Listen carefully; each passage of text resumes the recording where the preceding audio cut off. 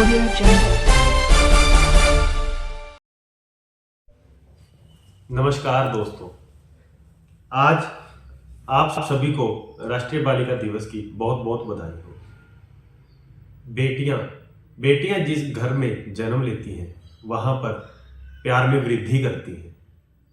बेटियां परिवार बढ़ाती हैं, बेटियां धर्म सिखाती हैं और बेटियां ना जाने अनजाने में कितनी ऐसी बातें हैं जो माँ बाप को भी सिखा देती हैं। बेटियां एक घर को संपूर्ण रूप से पूर्ण करती हैं और माँ बाप की उन सभी इच्छाओं को, अभिलाषाओं को पूरा करती है जो एक बच्चे से माँ बाप की होती है। इसीलिए आप सबको राष्ट्रीय बालिका दिवस की बहुत बहुत बधाई। इसी के दौरान मैं आपसे एक सवाल पूछना चाहूंगा। आज जब सुबह मैं अखबार पढ़ रहा था तो उसमें देखा कि सरकार ने कुछ योजनाएं आज अपनी उद्घोषित की हैं। बेटी बचाओ बेटी पढ़ाओ कार्यक्रम के तहत लिंगानुपात वर्ष 2014 से बढ़कर इतना हुआ दिसंबर 2023 का ये आंकड़ा है, जबकि एक सरकारी रिपोर्ट के अनुसार हरियाणा के 5 सबसे बड़े जिलों में लिंगानुपात में पिछले 4 सालों में भारी गिरावट हुई है। वो चीज सरकार क्यों नहीं दर्शाती है? क्यों नहीं अवैध रूप से चल रहे जो ये सीटी स्कैन अल्ट्रासाउंड वाले जो लोगों के डॉक्टर्स के धंधे चल रहे हैं जहां पे भ्रूण हत्या की जाती है, उनको क्यों नहीं पकड़ा जा रहा? क्यों उन पर रोक नहीं लगाई जा रही? आपकी बेटी हमारी बेटी योजना के तहत अब तक 4.5 लाख लाभपात्रों को 21,000 प्रति बेटी सहायता राशि, लड़कियों के लिए 32 नए राजकीय महाविद्यालय खोले, कॉलेज जाने वाली छात्राओं की स्नातक स्तर तक ट्यूशन फीस माफ, छात्राओं को घर से शिक्षण संस्थानों तक मुफ्त यात्रा सुविधा। खट्टर सरकार जागो, अभी आपका पिछले दिनों ही फैसला आया था जिसमें आप 832 स्कूलों को मर्ज करने का फैसला ले रहे थे और अब आप ये 32 नए राजकीय महाविद्यालयों की बात करते हैं। आप बात करते हैं आपने बच्चों को भेजने के लिए जो ये योजनाएं चलाई है। हमारे आज भी जब स्कूलों में बच्चे पढ़ने आते हैं तो ना जाने कैसे बसों में धक्के खा खा कर वो स्कूलों तक पहुंच रहे हैं।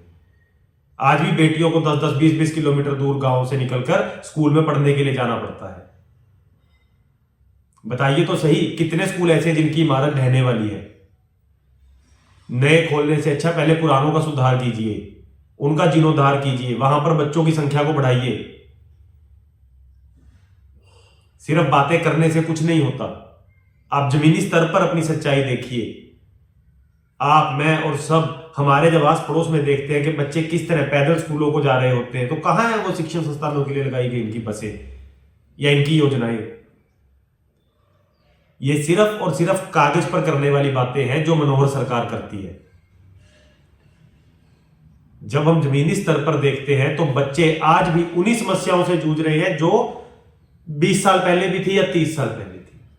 आज सरकार कहती है कि लाडली पेंशन योजना 1000 से बढ़ाकर जनवरी 2024 से 3000 मासिक की, क्योंकि अब चुनाव नजदीक है।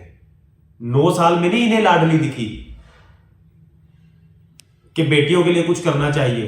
अब जब इनको सत्ता का डर सता रहा है कि हम हार सकते हैं, इनको अपनी हार नजर आ रही है, तो ये तरह तरह के चुनावी जुमले फेंक रहे हैं, चुनावी वादे कर रहे हैं।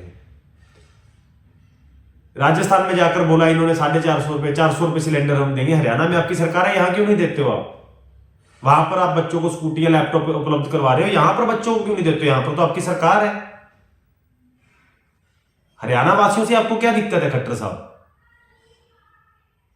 आप सबसे यही निवेदन है कि इन रिश्वतखोरों और तानाशाहों से बचे और अपने बच्चों का भविष्य सुरक्षित। आज भी जब हम कई जगह देखते हैं कि स्कूलों में अध्यापक नहीं है, बच्चों को पढ़ाने के लिए टीचरों की कमी है, बच्चे ट्यूशनों के माध्यम से पढ़ते हैं और सरकार कह रही है कि 32 नए महाविद्यालय खोले। पुरानों में टीचरों की पूर्ति कर दो खट्टर साहब। बच्चों के भविष्य के साथ खिलवाड़ मत करो। ये बच्चे ही हमारे देश के आने वाले भविष्य हैं, पर इस सरकार को ये डर लगा रहता है कि अगर ये बच्चा पढ़ लिख गया तो ये कल को हमसे हमारे हक मांगेगा, जो इस सरकार को देने बहुत मुश्किल लगते हैं।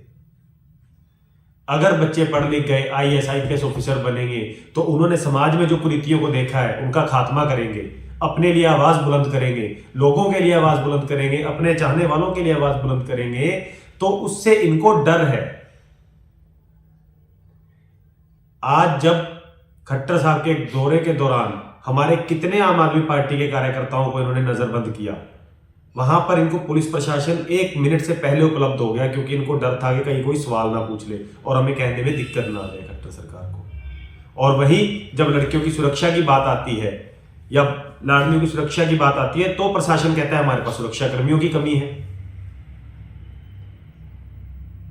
कितने ऐसे आज की डेट में क्राइम है जो महिलाओं के ऊपर हो रहे हैं हरियाणा में, जिनके ऊपर कोई सुनवाई नहीं है, कोई आवाज नहीं है। और कितने ऐसे केस हैं जो शर्म के मारे परिवारजन खुद ही नहीं जाके कंप्लेन करते हैं और ढके के ढके रह जाते हैं। आज किसी एक बेटी का अगर अदालत में केस चल रहा है, उसको इंसाफ मिलने में सदियों लग जाती हैं। कई बार तो न्यायकर्ता जो न्याय मांगने वाला है उसकी मृत्यु तक हो जाती है, मगर उसको इंसाफ नहीं मिलता। जागो खट्टर सरकार, जागो, लोगों से खिलवाड़ करना बंद करो, और अगर असल में कुछ करना चाहते हो तो लोगों की भलाई के लिए कार्य करो और अपने काम के नाम पर वोट मांगो, दिखावे के नाम पर वोट मत मांगो। मैं भाजपा सरकार को चैलेंज करता हूं कि आप आओ और अपने काम पे नाम पर वोट मांगो। अगर आपने काम किया है और आपने काम करके दिखाया है तो मैं भी आपको वोट दूंगा। करें। धन्यवाद। जय हिंद, जय हरियाणा।